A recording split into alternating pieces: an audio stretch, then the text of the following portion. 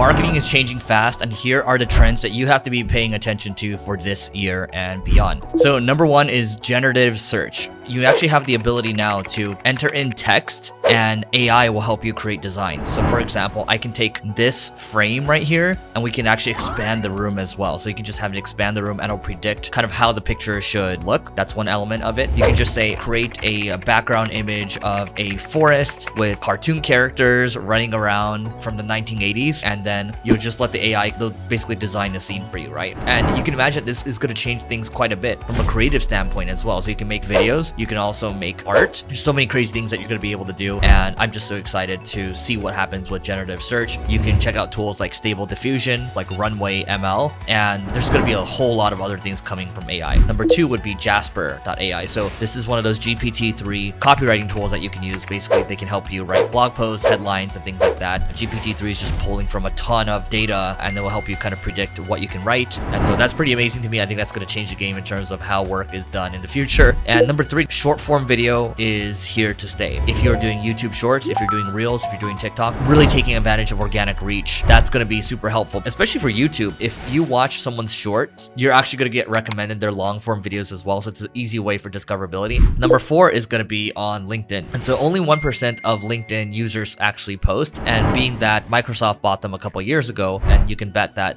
Microsoft's going to spend a lot of time and energy trying to get more people to post to that platform. I think it's a very valuable platform, especially for B2B. And LinkedIn has a lot of other cool features coming. They have document ads that they just launched. If you're going to try to posting to LinkedIn, think about trying carousels. Those work really well. Number five is on engagement pod. So maybe you haven't been posting to Twitter or LinkedIn for a while. Maybe you are trying to jumpstart the engagement on a post to get more reach. Well, the more engagement that you have initially, the more the post is going to blow up, which is why people like to share things to their email list. But if you don't have that, then try to get a group of your friends together, or having your employees help you with the initial engagement. That's been very helpful in terms of kind of growing engagement and getting a lot more reach that way. Number six is on the podcast growth side of things. Podcasts have the best retention from what I've seen. We have about like 88-90% retention on our 5-minute marketing school episode. So that's better than anything I've seen on YouTube. And so podcast growth is going to continue. This is why you have companies like Spotify that are betting hundreds of millions of dollars on podcasting. Number seven, just thinking about media company acquisitions and how you can kind of copy what other people are doing. And so when you look at The Hustle being bought by HubSpot, and then Morning Brew, which was acquired by Business Insider, a lot of people are trying to buy media companies because they understand the value, they understand the attention, and that's what it really is. In this video, you learned about how marketing is changing quickly. These are the trends, but trends are one thing, but actually 10xing your traffic and revenues, actually have the tactics and strategies for that.